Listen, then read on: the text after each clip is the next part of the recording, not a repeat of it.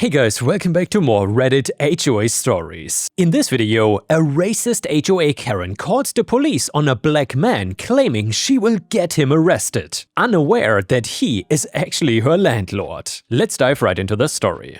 And the title story starts like this. I'm a 42-year-old African-American man who has made his money through smart real estate investments. I'm sad to say that this is not the first time that somebody assumed that I could not be an investor or own nice property due to the color of my skin. I've had people who thought I was here to work on the home or things like that, and with this Karen, it was a bit different. Those were small-minded people that seemed a bit embarrassed after they learned. I know that racism is still racism even when the people don't know they're being racist, but in this case, Karen was just blatantly racist. Anyway, now going back a few years, I bought a few homes in a suburban area for me to rent out. It was not the best neighborhood when I invested, but years after, and it was starting to clean up nice and people wanted to live there. Something that I want to make clear is that I owned the properties, but I was not part of the HOA. Karen rented one of the homes I owned through an agent, and I like to deal with tenants through a property management company for a few reasons, one of which being that I was spending way too much time being hands-on. Paying a bit for the rental agents to give people the once-over instead and dealing with the paperwork saved more time than you can imagine. One of the homes is rented to a woman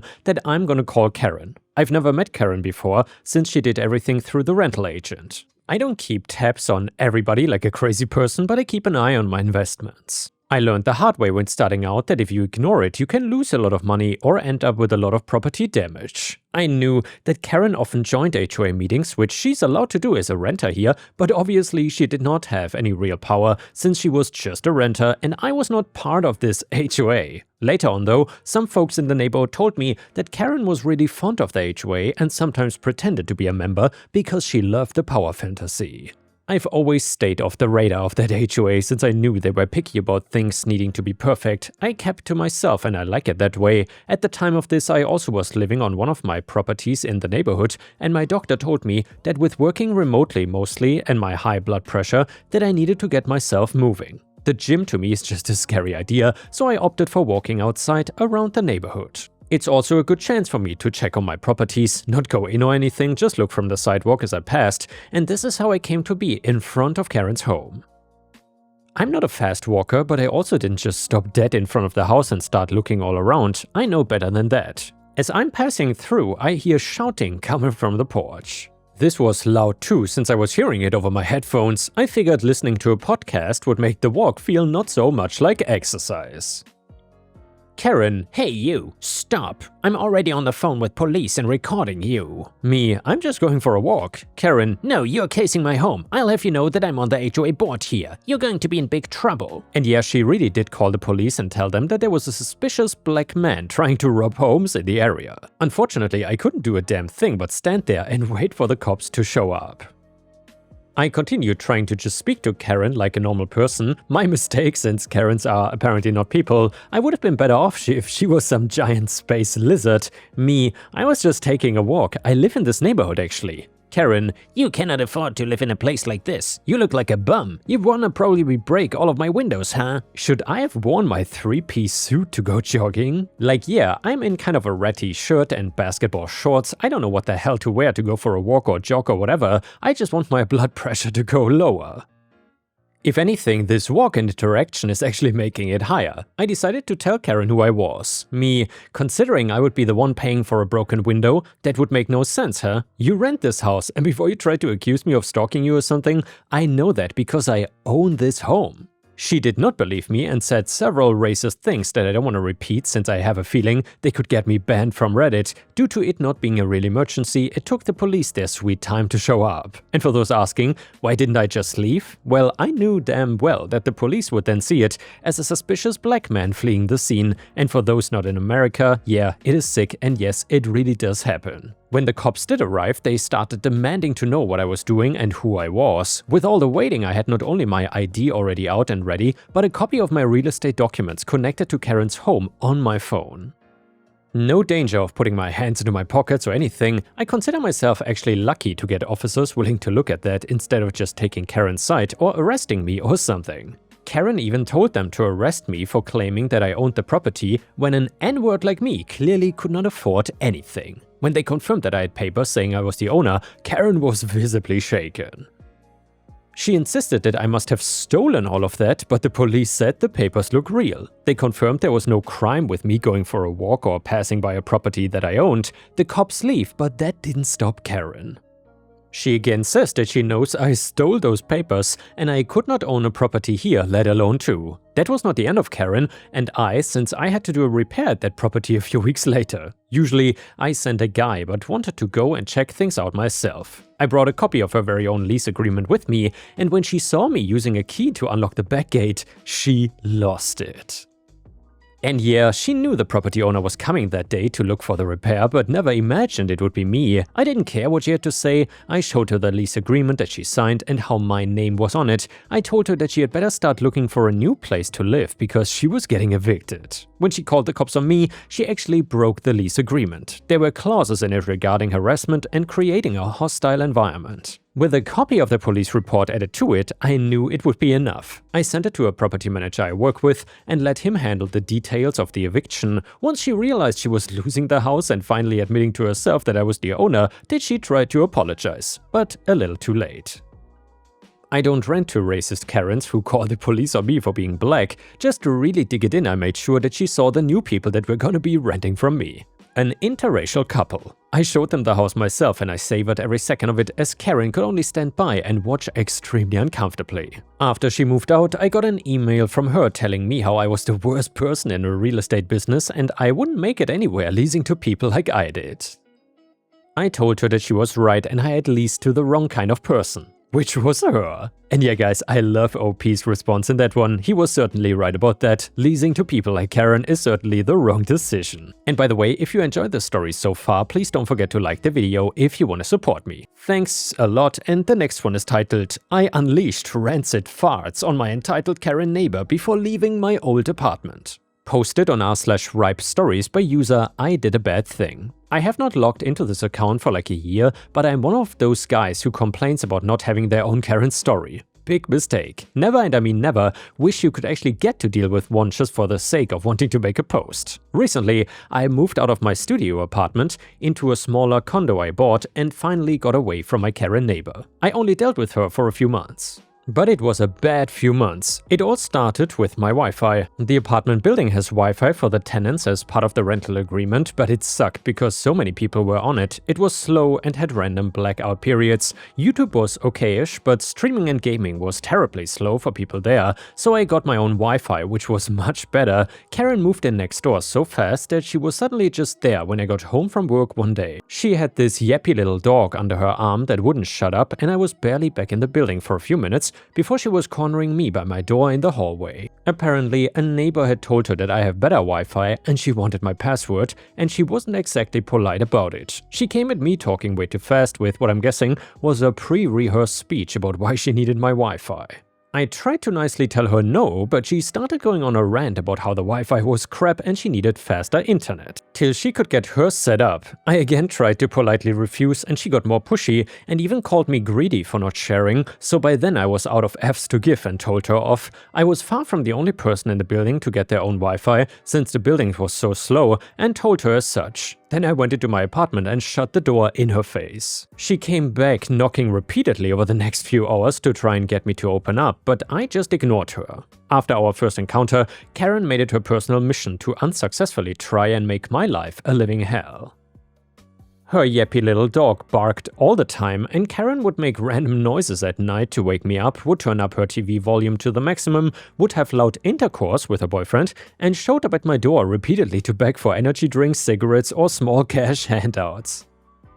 I think she knew I was not gonna give her anything and just wanted to waste my time. When she asked for cigarettes, she acted like she didn't believe me when I told her I don't smoke. She claimed she could smell it on me. I don't smoke, never have, and only a couple of my friends do, and they take it outside if they wanna light up. I caved one time and gave Karen an energy drink to try and make her go away, but she complained. It was not the kind of drink that she liked. Well, yeah, I get them at the dollar store. We ended up having a loud argument in the hallway because I called her a special kind of stupid and told her to GTFO and stop harassing me. After that, she started spreading rumors about me to my neighbors and claimed that I was both stalking her and stealing from her. She didn't specify anything stolen to other people, just that I was supposedly just stealing from her.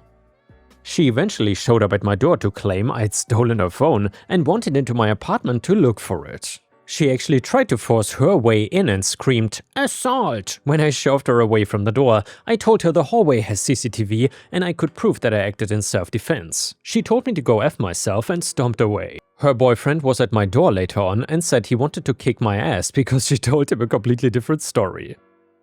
I actually laughed and told him his girlfriend was not someone I'm attracted to in the least, and she's pretty much been the one stalking me. And I had no interest in stealing anything from her, let alone a phone, and then told him to leave before I called the cops. He begrudgingly turned to leave, and I told him to just call her phone or something because I bet she was just hiding it to frame me. I guess I was right because minutes later, they found the phone and were fighting about it. Then he called her psycho and walked out. Karen was pounding at my door before long and yelling about how I made her boyfriend yell at her. I did not even respond to that and she went away before long.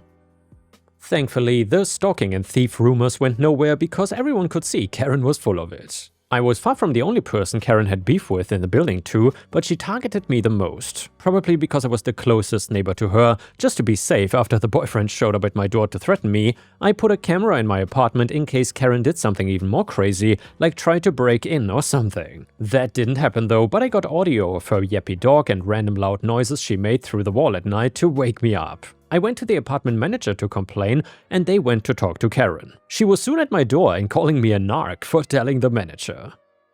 The next morning I opened my door to 2 full and smelly garbage bags in front of me. I just moved them in front of her door and sanitized my hands before leaving. Not sure what she was thinking here, but she didn't do it again. Though the following day, I found what I assume was Vaseline all over my car door handle, mirrors and windshield. I had to clean it up before going to work and I was nearly late. The apartment manager just thought it was funny and said no harm was done and refused to pull the CCTV unless I made a police report. I did not even bother trying after that. Karen's yappy dog and random noises didn't stop either, despite the warning she got. And the apartment manager finally had to take real action because of more complaints from other tenants, and Karen was told to either silence the dog or get rid of it. Another neighbor told me they heard her rant to someone about how she couldn't get evicted again and was blaming it all on me. About a month before my lease was up, I ran into Karen in the hallway and cheerfully told her I was gonna be moving out soon, when she tried to get a rise out of me. She looked disappointed and walked away. The next time I saw her, she was in pajamas and suddenly ran up to me and intentionally started cuffing on me, which freaked me out. Then she started farmer blowing her nose onto the floor at my feet and smugly told me she was sick. I ran into my apartment, jumped into the shower, and then sprayed disinfectant everywhere. I thankfully didn't catch whatever she had, if she was even really sick at all, but by then I knew I had to get payback. I had put up with so much over the past few months living next door to this woman, and I was ready to dish out some extremely petty revenge. And I waited until the perfect time to do it too. By my final week of the lease, I'd pretty much moved all my stuff to my new condo, so I didn't even need to be there anymore, but I showed up a couple more times just to do what I'm about to describe. Now in a past post I talked about how I have mild lactose intolerance. And if I have too much dairy, mix it with other things like caffeine, spice or fiber, or all of the above, I have puke-worthy rancid farts. I can handle my own gas because I'm used to it, but Karen was not prepared for it. The apartment building didn't provide AC, and Karen had a noisy fan in her window next door because she didn't have an air conditioner and it was 100 degrees outside. Well, after eating all the stuff, I knew it would make me fart like crazy, so I opened the apartment's only window and took a massive dump with the bathroom door open. I had a fan by the door blowing the smell towards the open window. That rancid smell went right outside and got sucked up by Karen's window fan. After a few minutes, I heard her screaming, "Oh my god!" She started gagging and crying. Once I finished that dump, I took some diarrhea meds to chill out my bowels, cleaned the bathroom, and gamed on my laptop till I thought it was safe to leave. A few days later I showed up in the middle of the night and sure enough I could hear Karen's window fan running. So I did the same thing all over again. Karen started screaming through the wall that she had puked from the smell and she was calling the cops. I just held in my laughter and stayed silent, but deadly. Okay, well, maybe not so silent because she said she could hear me farting through the wall. I fully expected cops to come knocking, but that didn't happen. I cleaned the bathroom again, sprayed the place down, packed up what little I still had there, and left. I came back a day later with a rented rug doctor to clean the carpet and make sure there was no lingering trace of the smell. And yeah, I recently got my full deposit back from my old landlord too. Don't know if there was any further fallout from Karen. However, I'm sure the smell reached other neighbors too. And yeah, I feel guilty for that, but it was worth it to stink her out after the 3 months of torment she put me through. I doubt she learned any sort of lesson from it though. And yeah guys, that story might be worthy of a new revenge category, which is hazardous revenge. Or biohazard revenge. And now let's move on to the next story. It starts like this. Okay, so let me provide a little background info. I own and operate a small business that offers top-notch mobile detailing services. I have a fleet of vans that my guys use to pick up before starting their routes each day. And let me tell you, my work vehicles are always parked on my property. I never leave them on the street like some commoners. I make sure they are fully in my driveway, so no part of my business vehicles are blocking the sidewalks. Now there is this neighborhood HOA, which I of course have no part in. I made sure to triple reread my closing contract to ensure I was not signing on to any HOA. I've read so many horror stories about these power-hungry associations that there's no way anyone could convince me to join one willingly. Even though I've never been a part of this HOA, I've still had multiple run-ins with their board members, nothing major though. But I've heard from other neighbors and people a few blocks over that they have a very long rap sheet of being entitled and overreaching. I run into a lot of people when I'm out for my jogs, and I've already heard several stories, which made me even more glad that I never signed on to this HOA. For reference, a sweet elderly lady who lives on the other side of the street from me told me that they limit how many garden gnomes she can have in her backyard behind her wooden fence. How they found out that I had gnomes in my backyard, I'll never know. I didn't want to pay the fine, so I just took them down. Can you believe the audacity? Even though I've had several minor encounters with these HOA board members, they've been silent and unseen for a while, so I figured they must have realized I'm not a part of their HOA. But oh boy, have I never been so wrong. After returning home from running errands and grabbing some food for the week, I see 5 of my work vans are missing. Not 1, not 2, but 5 of them are just completely missing. I knew it was not any of my employees because they had all returned their keys for the day already. My immediate thought was that someone must have stolen my work vehicles. However, stealing 5 vans is excessive and would take a mastermind to plan and coordinate. So I live in a pretty decent neighborhood and I've established good relationships with all of my neighbors. I think to myself, surely there's no way my neighbors would have let someone steal 5 entire vehicles off of my property. Once the pure shock of the situation wears off, I see it, large tire marks through my grass. Looking at the orientation of the tires, it has to be a tow truck. I decide to call around to local tow companies to see what I can find out. It turns out their HOA had my work vans towed. Can you believe it? All under the false assumption that my property actually fell under their jurisdiction. They ordered the towing without even bothering to confirm the facts. Not only is this highly illegal, but it also causes major issues for me and my business. I'm out of thousands of dollars because there's just not enough manpower for my clients, and this disruption is making me look unreliable as I have to cancel and reschedule so many appointments. Enraged, I stormed over to the HOA office to confront them. Bursting through the door, I found myself face to face with the board members. "What in the world is going on?" I demanded, my voice filled with frustration. The board members exchanged glances, clearly caught off guard by my sudden appearance. One of them, a pompous man with a smug smile, spoke up. "Oh, you must be the owner of those vans. Well, it seems there was a misunderstanding. We thought your property fell under our jurisdiction and decided to have the vans towed. It was an honest mistake." "Honest mistake?" I scoffed. "Do you have any idea how much this has cost me? My business is suffering because of your reckless actions." Another board member, a woman with a condescending tone, chimed in. "Well, it's not our fault that you didn't join the HOA. You should have known better." I couldn't believe what I was hearing. These people were completely oblivious to the damage they had caused. "You have no right to tow my vans without proper confirmation." "I got the legal documentation right here," I said, slamming the property maps and contracts onto their table. The board members glanced at the documents, but their dismissive attitude remained. One of them, a middle-aged woman, rolled her eyes and started popping her gum. "Look, we made a mistake. It happens. You will get your vans back and you just have to call the impound lot and follow their instructions." I can feel my face flushing red with anger. Call the impound and follow their instructions? Really? You're refusing to take responsibility for this? I almost screamed. The same woman responded in a chuckle. "Well, we don't have your vans now, do we?" I immediately stormed out of the room. Since it did not take long to realize that I was not getting anywhere with the board, I decided to take matters into my own hands. I contacted the local news station with my story, and of course they were intrigued by the HOA's egregious overstepping and the financial harm they caused to a local business. They practically begged me for an interview and eagerly ran an exposé on the HOA's abusive practices. The headline they chose was "Small Business Devastated by HOA's Entitled Harassment, Costing Thousands in Losses." The news report included all the evidence I provided, leaving no room for doubt about the HOA's blatant disregard for property rights. The community was outraged by the HOA's entitlement. The exposé gained significant public attention, leading to a massive backlash against the HOA. Numerous other members who had suffered from their overbearing behavior but had not been included in the exposé also came forward to share their stories. The HOA's support crumbled overnight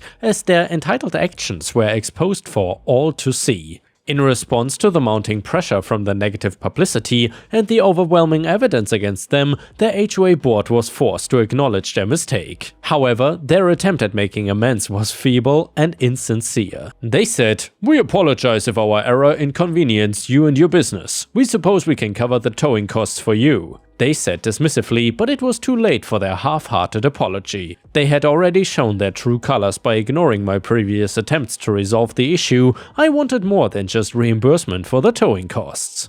Realizing that I was not the only victim of the HOA's entitled tendencies, I decided to rally the community and teach the HOA a lesson they would never forget. Basically, I organized a massive community meeting, inviting other non-HOA residents and business owners who had experienced similar harassment from the HOA. The turnout was incredible, with a multitude of individuals sharing their stories of oppression and overreach by the same group of entitled HOA individuals. So together we formed a united front and demanded a sincere apology from the HOA and its board members. We also insisted that the HOA reimburse all damages and issue a public statement promising to respect property boundaries and cease their overreaching actions. The HOA found themselves under an immense amount of pressure and faced the looming threat of legal consequences, not just from me and my business, but from multiple other parties as well. The HOA had no ground to stand on, nor did they have legal counsel willing to back them. Faced with the prospect of numerous lawsuits, the HOA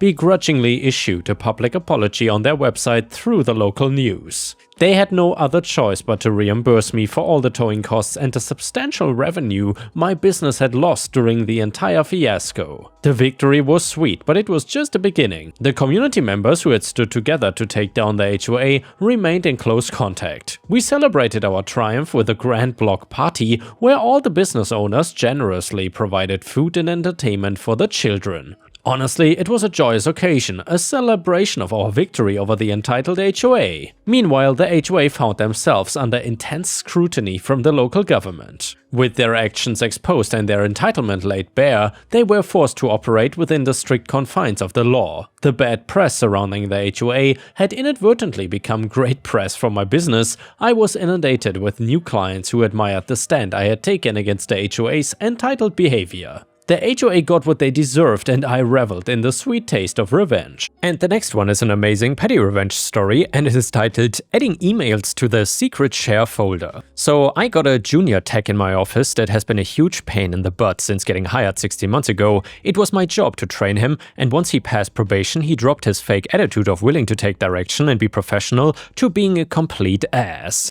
Part of the 180 is coming at me like I'm the devil. His complaints have gone nowhere because it's all BS, but it's still a huge pain to deal with. One of the things he does is try to bait me and catch me in the act, but it never works because I'm not guilty of any of his accusations. The other day I found on the shared drive his secret file folder with emails from me that prove that I'm so unprofessional. Oh, and by the way, it's just part of email chains leaving out his rage baiting. Our share folder systems lets people in multiple locations have easy access to records and working docs. It is not private at all, but he buried his particular folder under a couple of others, so I think he's not gonna be easy to find. But I did because it's part of my job to review his work, even if he hates that, so I get into the shared folder and I see what he's doing. Now for the petty, I take his emails where he acts out, save them as a PDF, and drop them in there. The emails I sent detailing his aggressive, unprofessional, and sometimes even harassing behavior went in there too. And all of the emails he saved that were incomplete, I dropped the whole email chain in there with his rage baiting.